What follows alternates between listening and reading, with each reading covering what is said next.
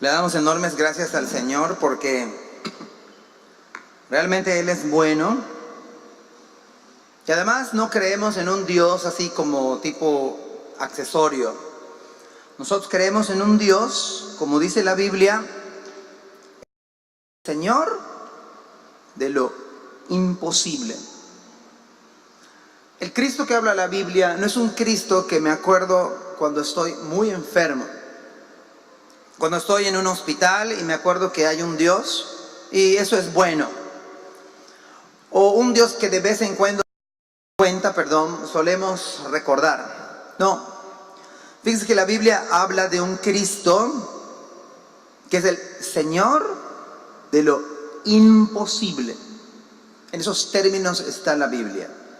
Ese es el Dios a que nosotros creemos, en un Dios que siempre, toda la vida, nunca no nos ha dejado de sorprender. Cada página prácticamente de la Biblia, cada página de las Escrituras, vemos a Cristo que nos sorprende, que hace cosas imposibles.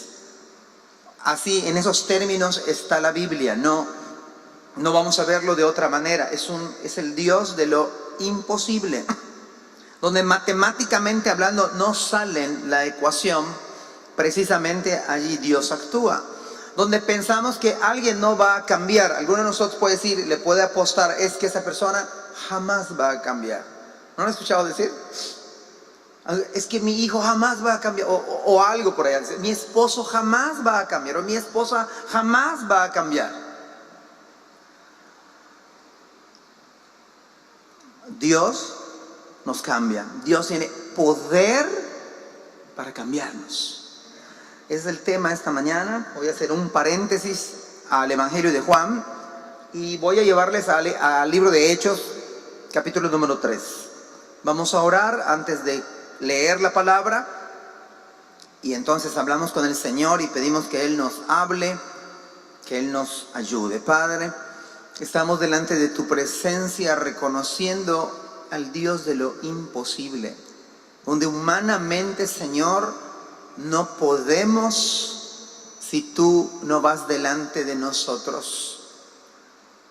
Donde matemáticamente las cuentas no nos pueden salir, Señor, pero eres un Dios sobrenatural, soberano de los dioses, Rey de reyes y Señor de señores. Háblanos una vez más. Pon nuestro corazón, nuestra mente con una disposición de aprender, tener hambre de ti, Señor, sed de ti. Y te lo pedimos en el nombre de Jesús. Amén.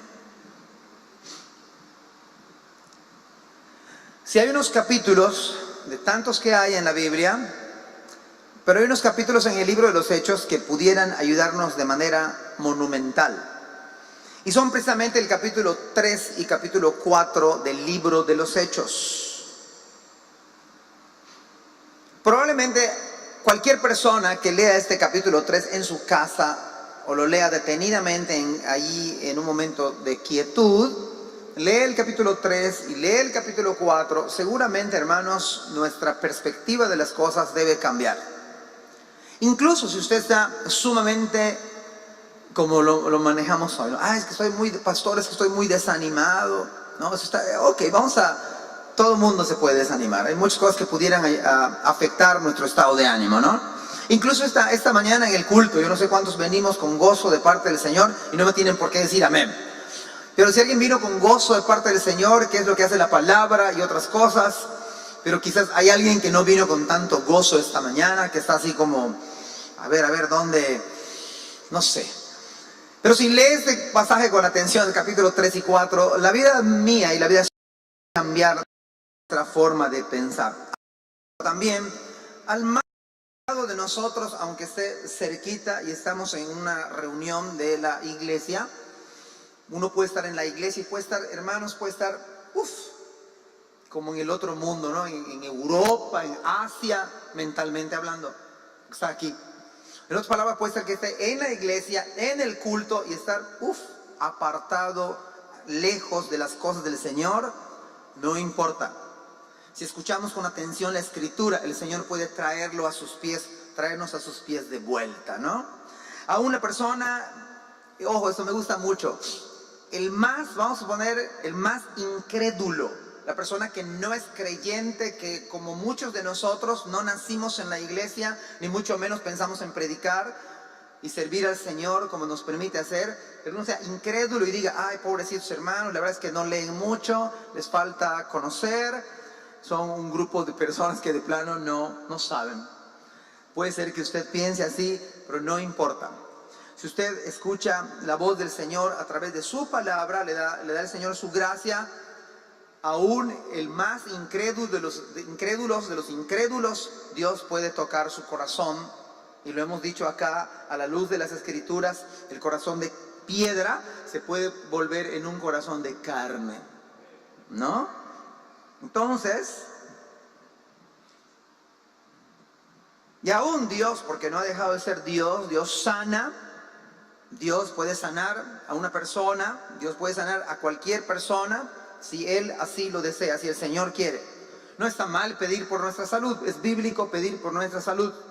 No, Dios no va a estar enojado, tampoco va a decir, no vayas al médico, no vayas al especialista, no deja de tomar tus medicinas. Dios puede sanar y hacer que no necesitemos más medicamentos. Pero también Dios puede decir, toda tu vida vas a tomar medicamentos, toda tu vida vas a ir a hacerte unos chequeos. Bien. Pero además, la vida de una persona que vamos a leer hoy y meditar en la vida de esta persona, es un hombre de más de 40 años y cuya vida es una vida, si se puede sumar y resumir, es una vida realmente de dolor, quebranto y pobreza. Yo creo que nadie de nosotros nos gustaría estar en ese escenario. Toda una vida de dolor, quebranto, enfermedad y además pobre. Asúmele todo eso. 40 años es toda una vida, ¿no? 40 años es toda una vida. Toda una vida de quebranto, dolor, pobreza. Así que no se preocupen, nadie lo presentó ante la sociedad, ¿o sí?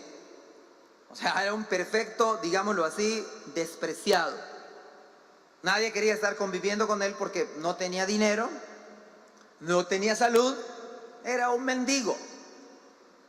O sea, ni siquiera un viene, ¿no? Que a veces ganan, o de los que tiran pelotitas ahí en el camino y sacan, digamos, un día tranquilo. Ni siquiera eso, era un mendigo, no podía hacer nada de eso por el estilo. En otras palabras, no había un por esa persona apostar, invertir en su vida, en la vida.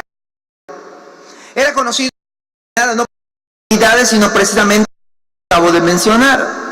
Era un hombre conocido por sus quebrantos, conocido por su pobreza, y además él se sentaba en un lugar donde accedía, donde transitaba muchas miles y miles de personas. La Biblia además no nos dice cómo se llamaba este hombre, no nos dice si se llamaba Juan, no nos dice si se llamaba Pedro, no nos dice si se llamaba Marcos. Está en el completo anonimato en la palabra del Señor. Lo que sí nos dice la Biblia es que estaba sentado en la puerta llamada, así se llamaba la puerta, no era nadie, era la puerta que se llamaba La Hermosa, así se llamaba la puerta. Vaya por favor a su Biblia en el capítulo número 3 del libro de los Hechos, versículo número 1. El tema, Cristo es el Señor ¿de qué? De lo imposible. De lo imposible. Dice el versículo 1, Pedro y Juan subían juntos al templo a la hora novena. O sea, la hora novena era aproximadamente ¿qué? 3 de la tarde. Esa era la hora novena judía. Para ellos comenzaban a contar de las 6 de la mañana. Era la primera hora, la sexta hora era las 12 del día y la novena era las 3 de la tarde. Entonces Pedro y Juan, apóstoles, subían juntos al templo a la hora 3 de la tarde, la de la oración. Era un horario donde tenía el hábito de ese horario. Generalmente hoy en día se ocupa como para la comida entre 1 a 4, pero en ese tiempo, 3 de la tarde, era comúnmente se solía ir a orar. También déjeme darle esta nota. Fue uno de los primeros milagros hechos por los apóstoles registrados y de esta manera. A diferencia de Juan, que fue Cristo el que hizo milagros de esta naturaleza, este milagro fue uno de los grandes milagros que hicieron los apóstoles. Era de alguna manera que corroboraba que ellos eran los verdaderos apóstoles. Les daba fe y legalidad a lo que ellos hacían. Versículo número 2. Y era traído un hombre, me sorprende, vea lo que Lucas, el que escribe el libro de los Hechos, toma nota y pone un detalle. Era traído un hombre cojo, ¿de qué? No es que se cayó de la hamaca, aunque no usan hamaca ya. No es que se le cayó a la madre, sino un hombre cojo, ¿de qué? Así nació.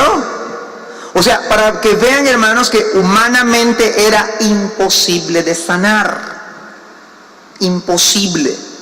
No había ciencia, aunque Lucas era médico, el que escribe Lucas, el Evangelio, era de profesión médico, y el libro de los Hechos lo escribe también Lucas, pero aún con la ciencia en ese tiempo no había manera, era imposible de sanar a no había prótesis o era muy limitada, no había manera de sanarlo plenamente.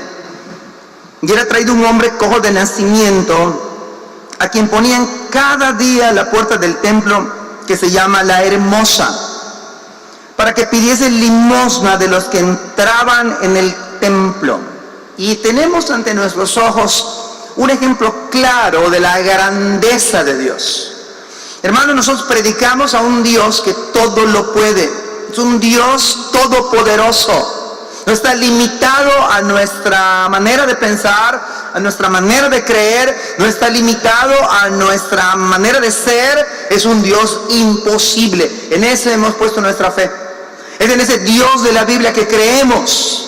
No es un Dios pequeño, no es un Dios que está a nuestra merced, es un Dios que hace lo que quiere. Y este es un ejemplo claro. Bien. Humildemente hablando, ¿no acaso es lo que ha pasado en nuestras vidas, en la vida de muchos, si no es que de todos los que estamos aquí? ¿No acaso Dios ha tomado en sus manos a los nadas?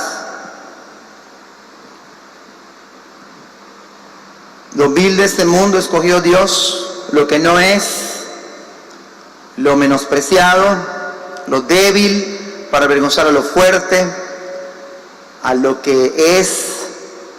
Eso es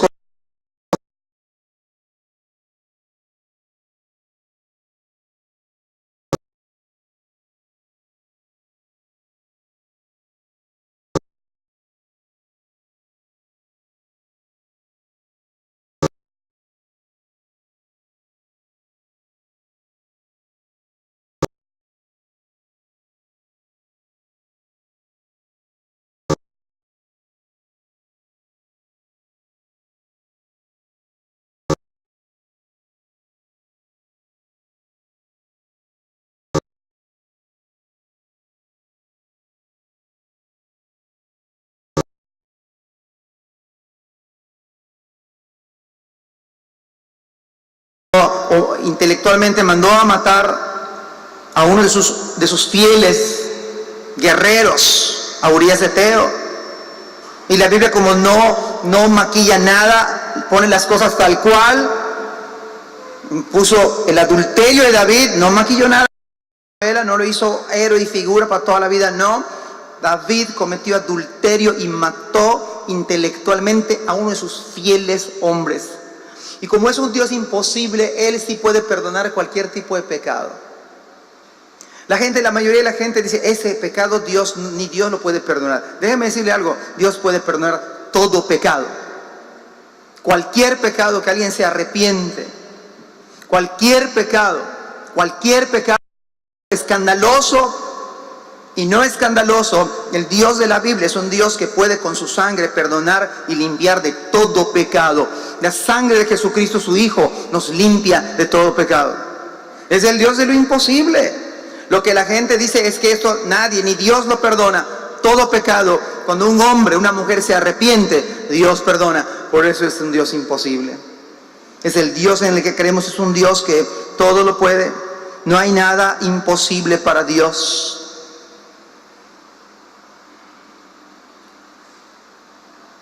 Una mujer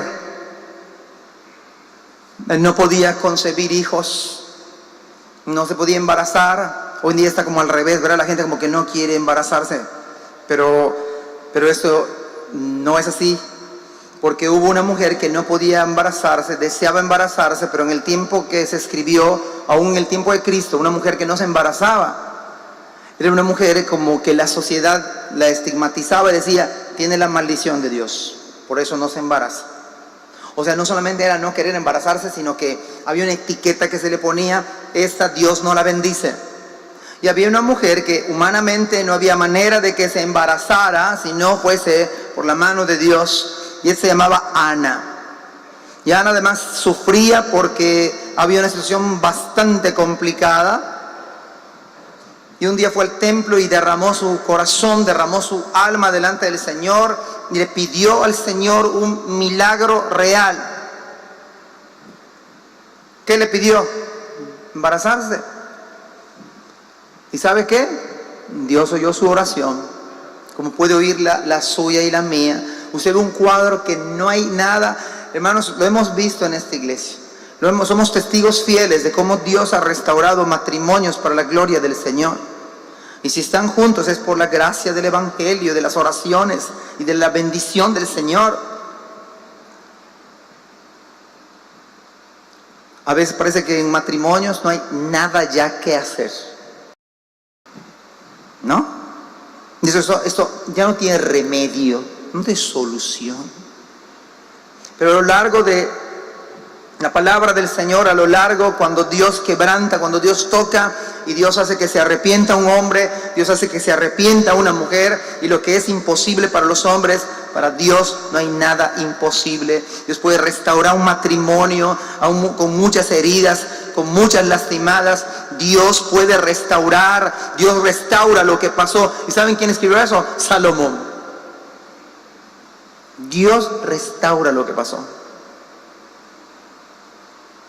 Dios puede restaurar un matrimonio para volver a caminar juntos. Cuando uno ve es que ya mi matrimonio se está hundiendo, ya está complicado, Dios puede hacerlo cuando hay humildad, cuando el varón, cuando la esposa nos humillamos delante del Señor y la sangre de Cristo nos limpia de todo pecado.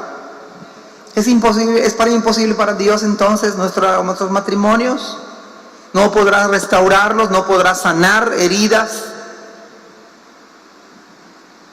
Pero vea lo que dijo Ana en el capítulo 2, versículo 8 de 1 de Samuel. Dijo Ana, Él levanta del polvo al pobre. No hay nadie mejor que Ana para decir esto.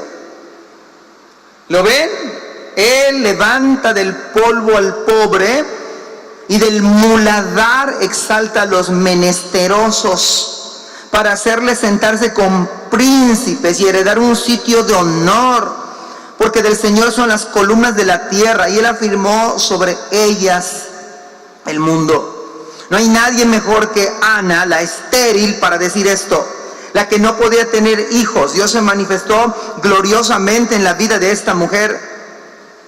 Hizo de algo imposible, hizo un profeta. Hizo un juez en Israel de algo imposible. Lo que es imposible para los hombres, para Dios no hay nada imposible. Si Dios pudo hacer que se embarazara una mujer estéril, no había manera, no había elementos de medicina para tratar de ayudarle, de asistirle. Si Dios lo pudo hacer y pudo hacer de lo imposible, levantar a un profeta como Samuel, levantar a un juez como lo fue Samuel, ¿no podrá hacer algo en nuestras vidas, queridos hermanos? ¿No podrá hacer algo en nuestros corazones, en nuestra mente? ¿No podrá Dios cambiar nuestra manera de ser? Claro que sí. El Dios que creemos es el Dios que todo lo puede. Es el Dios todopoderoso, hacedor de maravillas.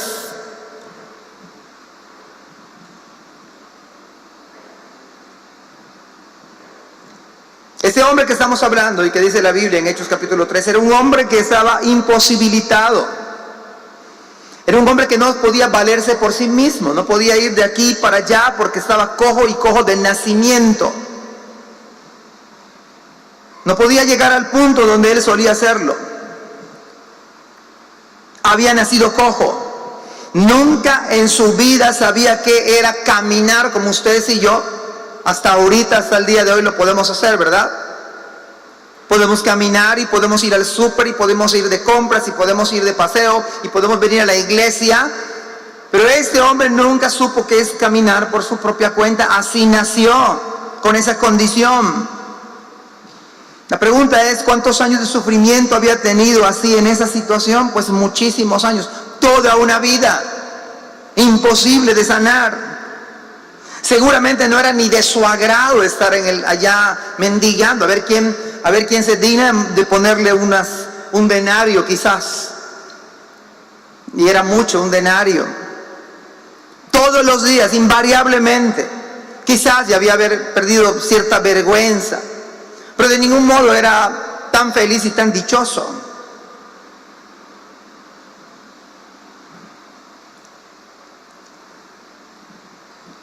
Desde el punto de vista religioso, porque hay otro aspecto, desde el punto de vista religioso, él jamás podía entrar al templo, ni soñado.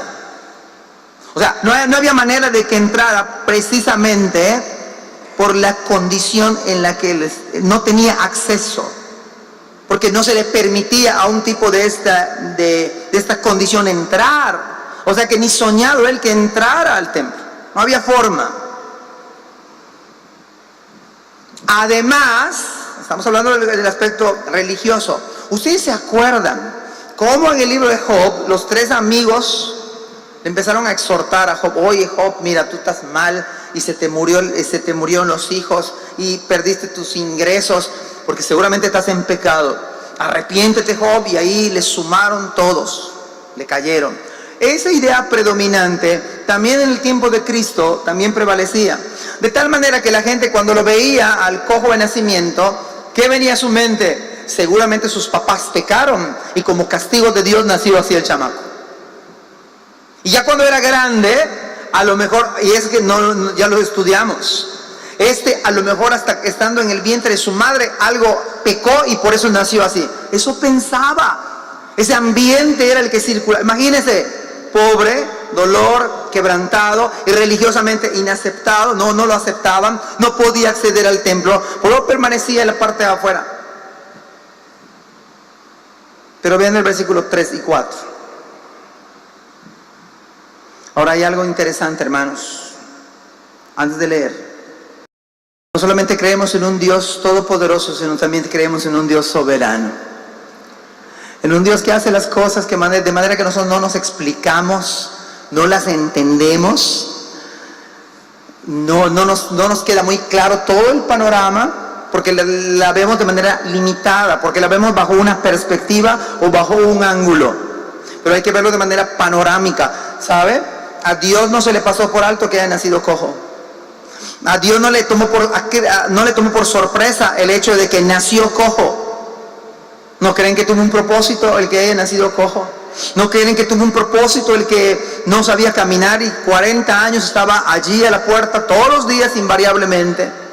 Invariablemente. Vamos al versículo 3 y 4 hasta el 5. Hablando del cojo de nacimiento, cuando vio a Pedro y a Juan que iban a entrar en el templo, vean la palabra, es increíble, les rogaba que le diesen limosna. ¿No esto es algo triste? Yo no sé el día de mañana, pero no quisiera que ninguno de nosotros pidiera limosna.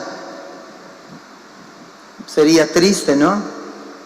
Yo creo que hago un comercial, pero creo que los papás o los hijos que tenemos padres deberíamos no pensar en un asilo para nuestros padres y de cómo la manera de atenderlos en casa.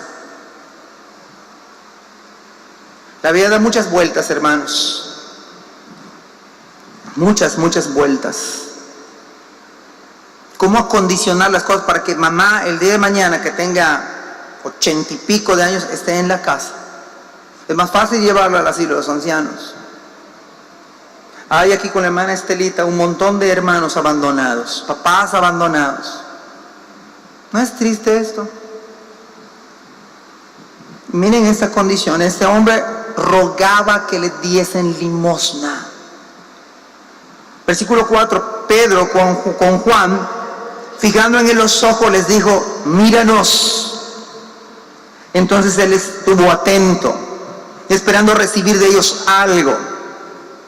Ahora, qué increíble, porque Dios es soberano, y ese día iba a cambiar totalmente la vida de este mendigo, iba a cambiar totalmente la vida, radicalmente, absolutamente. Ese día Dios lo tenía previsto en su soberanía. Dios controla todo, no se le escapa nada. ¿Está usted enfermo? Dios tiene un plan. Aún, queridos hermanos, aún en la crisis de nuestro matrimonio, quizás Dios tiene un plan. Aún en la condición de salud, aún en la condición económica, Dios tiene un plan, un propósito.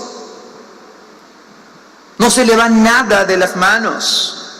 Por eso creemos en un Dios soberano. Ese día iba a cambiar la vida de ese mendigo.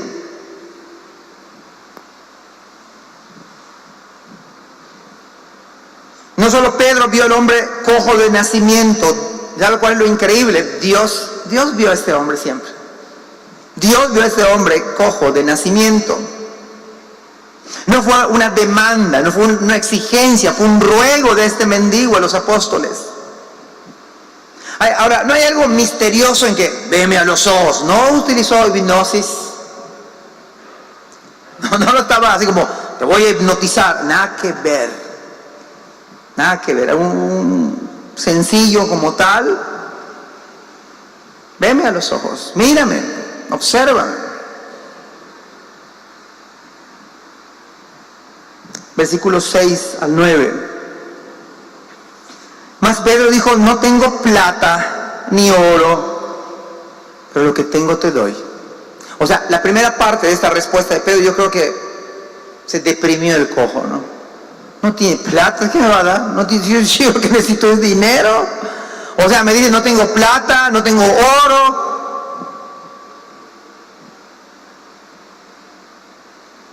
No tengo plata ni oro, pero lo que tengo te doy. Y aquí viene la mejor parte de esta historia bíblica. En el nombre de Jesucristo de Nazaret, levántate y anda. Y tomándole por la mano derecha le levantó, y al momento se le afirmaron los pies.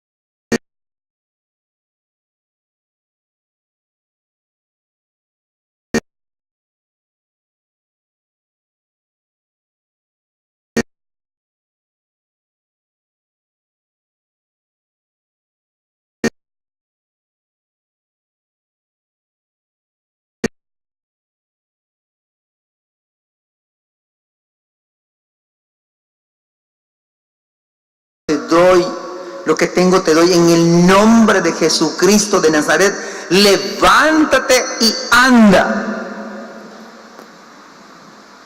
No lo hicieron en su nombre, no dijo en el nombre de Pedro, en el nombre de Juan, sino en el nombre del Señor.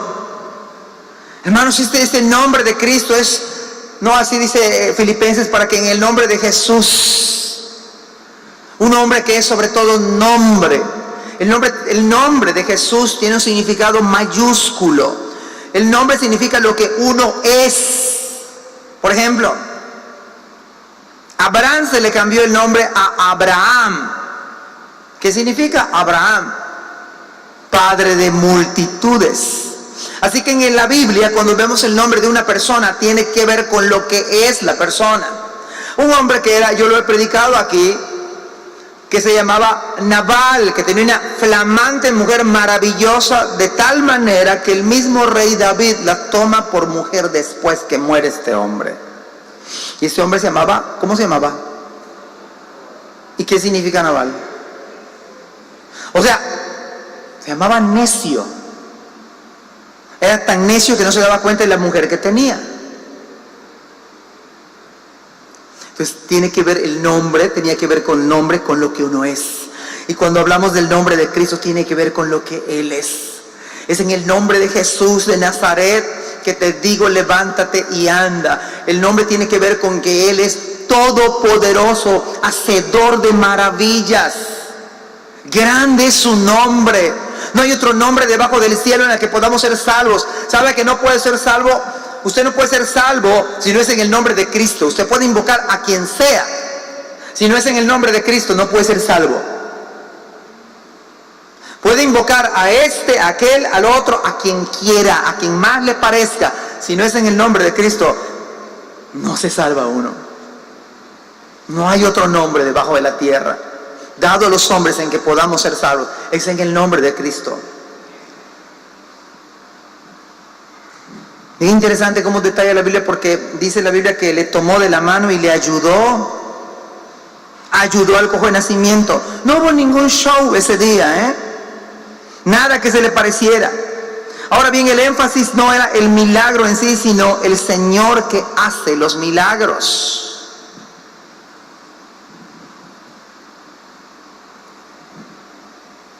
Y nos dice la Biblia una serie de elementos que se dan después de esto. Sus tobillos se colocan donde deben ser, dice la Biblia. Se le afirmaron los pies y tobillos. Lo toma por la mano, le levanta y al momento se afirman los pies, saltando. O sea, jamás había dado un paso correctamente, era cojo de nacimiento. Saltando se puso en pie y entró con ellos en el templo y anduvo, dice la Biblia. Se puso a caminar. Jamás en su vida había caminado, jamás. Pero además dice la Biblia, andando y saltando, se brincó como un conejo. ¿Se imagina este hermano? Oye, no estaba, imagínese, nunca había, voy a saltar. Más o menos como los camperos un día que cantaron. Cantan, brincando. No así, pero este sí. Saltando y alabando a Dios. Y todo el pueblo le vio andar.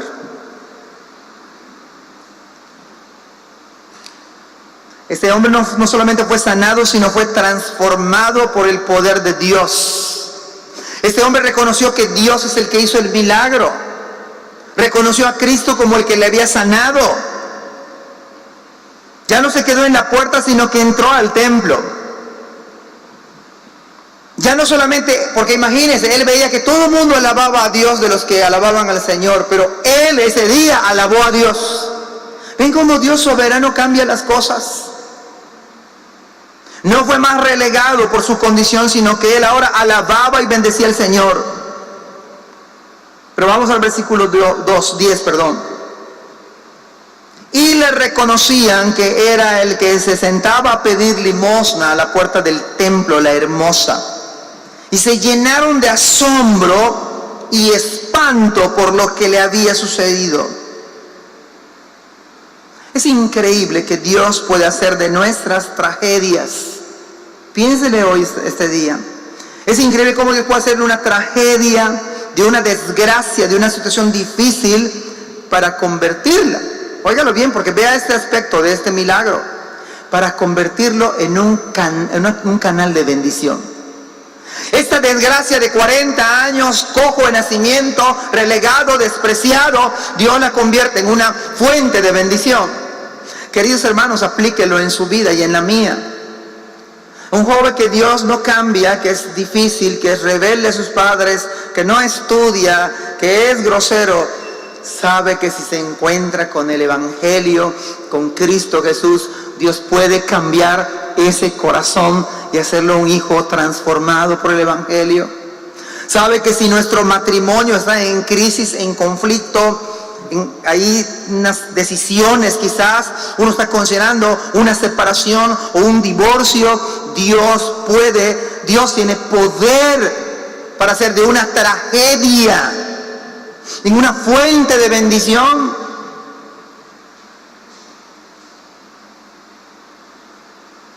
Lo que decía al principio, uno dice, es que es imposible, pastor. No hay nada imposible para Dios, no hay nada imposible para Dios. Algunos de nosotros pudiéramos no entender el porqué de algunas situaciones en nuestras vidas. Estoy hablando de cosas muy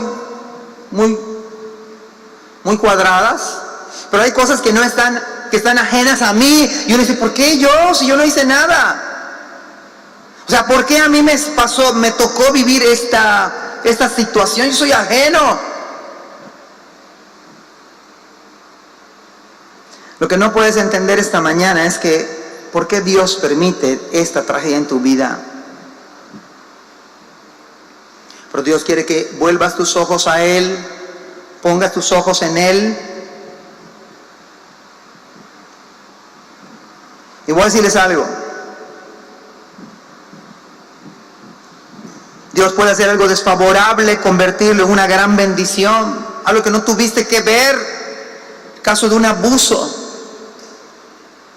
Caso de un abuso sexual. Padres, cuiden a sus hijos, hablen con ellos. Ustedes son los más indicados de hablar con sus hijos. Y uno dice, ¿yo por qué? ¿Qué hice yo? Yo fui víctima. Déjeme decirle algo, Dios puede usar esa desgracia. Dios puede usar esa desgracia para hablarle a tu corazón y sanarlo. El día de mañana ayudar a otros. Pero eso se da.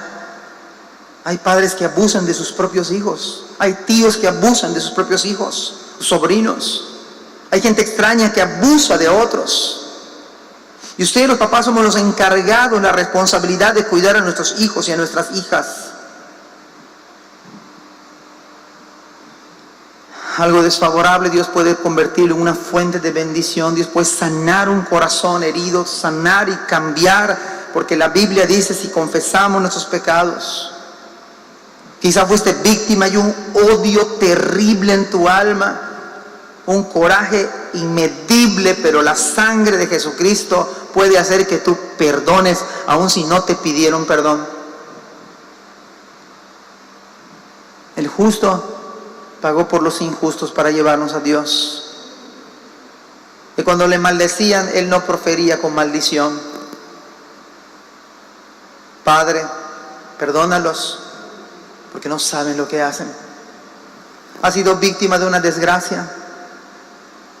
Acuérdate que tienes un Padre que te ama, que es el Señor. Y Él es el consolador, que puede secar esas lágrimas de tu corazón, de tu alma. Dijo Cristo, conviene que yo me fuera, porque si yo no me fuera, el consolador no vendría. ¿Y saben qué interesante se llama el consolador? Porque consuela heridas, sana, restaura, limpia, y uno quede liberado, libre totalmente. Hermanos, Dios puede aún con nuestros propios pecados, Dios puede cambiar todas las cosas y convertir esas maldiciones. Dios puede convertirlas en bendiciones. Lo hizo con este hombre, cojo de nacimiento.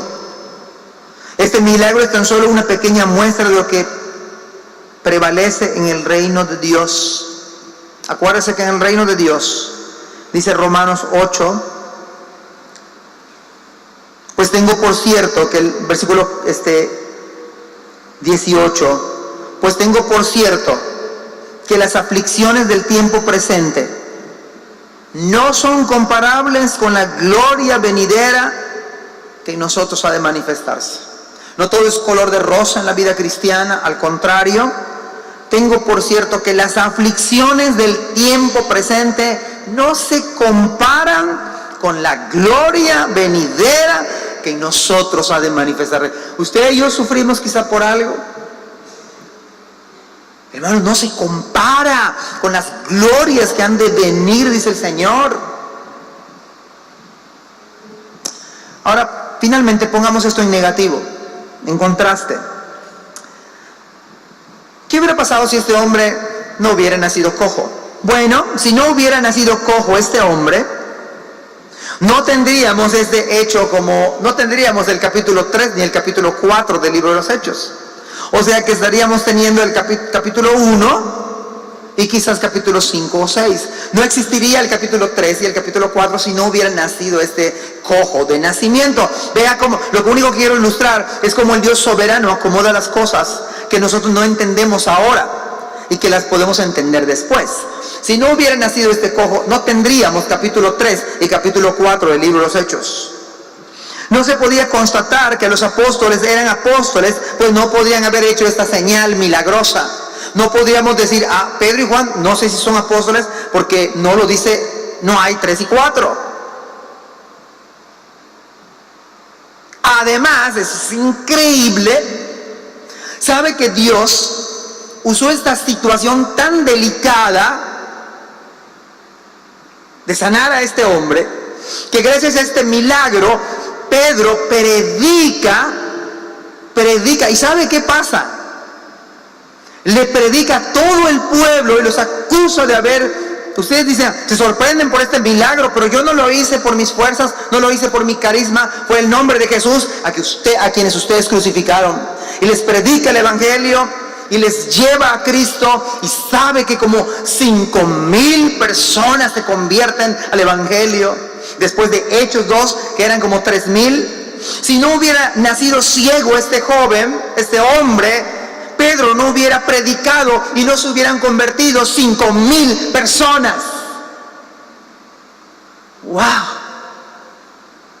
Entienda por qué a usted y a mí el Señor nos permite ciertas desgracias.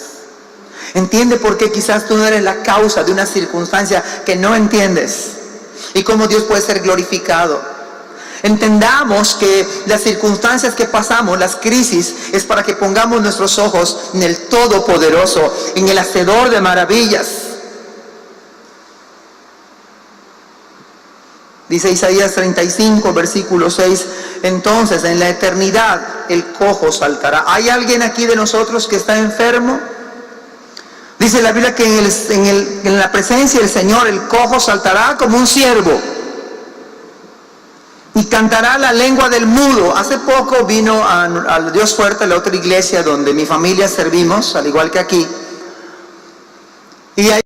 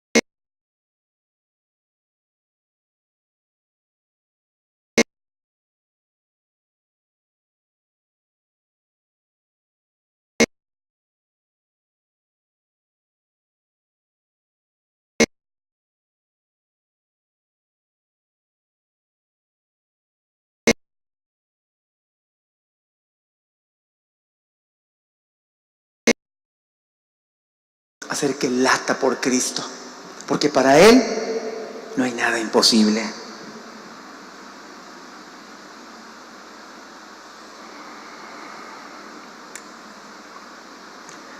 Y el tema, una vez más, se vuelve a cumplir. El tema es Cristo, no es el cojo de nacimiento. El tema es el nombre y es la persona maravillosa de Cristo. El tema no es Pedro y Juan, que eran poderosos para hacer milagros. El tema es Cristo, porque ellos mismos dijeron, no es por nuestras habilidades, no es por nuestro poder, es por el nombre de Cristo.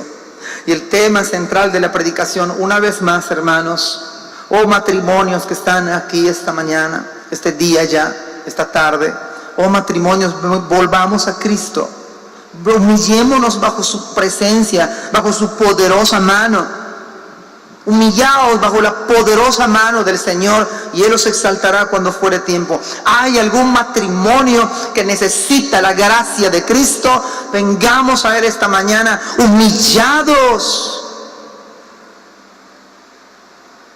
No hay nada imposible para Dios. Restaurar matrimonios. Que Dios tenga misericordia con nuestros hijos y hijos aquí. Teman a Dios y a sus padres y les honren y los respeten. Eso es lo que dice la Biblia. Hay alguien que no crea el Evangelio de Jesucristo. El Señor le llama a que se arrepienta esta mañana y que reconozca al Cristo Todopoderoso. Amén. Que Cristo sea glorificado y que creamos en el Dios que todo lo puede. Dios les bendiga.